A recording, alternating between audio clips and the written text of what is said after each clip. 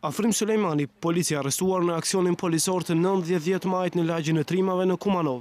Është lënë i lirë pasi nuk janë gjetur prova që dëshmonin përfshirjen e tij në grupin e armatosur.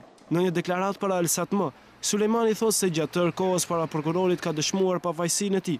Ai shpjegon edhe mënyrën se si është arrestuar nga kolegët e tij. Në momentin që na dolëm prej shtëpisë, unë u paraqita si kolegë tyre.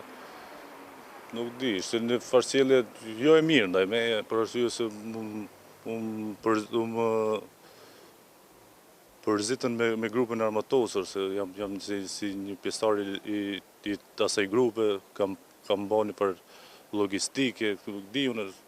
Mirë po, më në fund arriti drejtësia, dole i pafajshëm që është më kryesore, nuk ka pas prova ndaj meje, as një farë argumente nuk u ka ndaj që u akuzu ndaj meje në anën e prokurorisë publike, edhe për atë arsye kam qenë i liruar totalisht nga akuza. Nuk ka pas informacione, nuk kam qenë kontakt me grupin. Megjithse Ministria e Brendshme ditën e arrestimit e kishte shkarkuar nga puna, si pjesëtar i policisë, Sulejmani tash pas lirimit kërkon që të kthehet në vendin e tij të punës. Për mua ishin 5 muaj mjerueshme atje, nuk di çfarë them, kushtet katastrofë.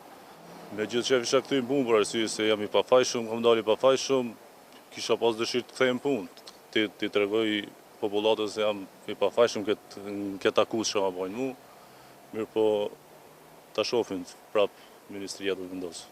Pas lirimit të Sulejmanit, në paraburgim ndodhen edhe mbi 30 persona tjerë të arrestuar për ngjarjet në lagjin e Trimave. Edhe pse nuk ka detaje për procedurën gjyqësore ndaj tyre, avokati Naser Raufi thotë se prokuroria i ka siguruar palës mbrojtëse një pjesë nga bisedat e transkriptuara telefonike, por sipas tij bëhet fjalë vetëm për 10% të materialeve të transkriptuara. Raufi tha se prokuroria publike përsëri po shkel paragrafin 206 të ligjit për procedurë penale, i cili garanton të akuzuarve njoftimin me akuzat para se të merren në pyetje. Në ngjarjet e 90 majit në Kumanov u vran 8 policë, 37 u plagosën, ndërsa qindra persona mbetën pa kulm mbi kokë.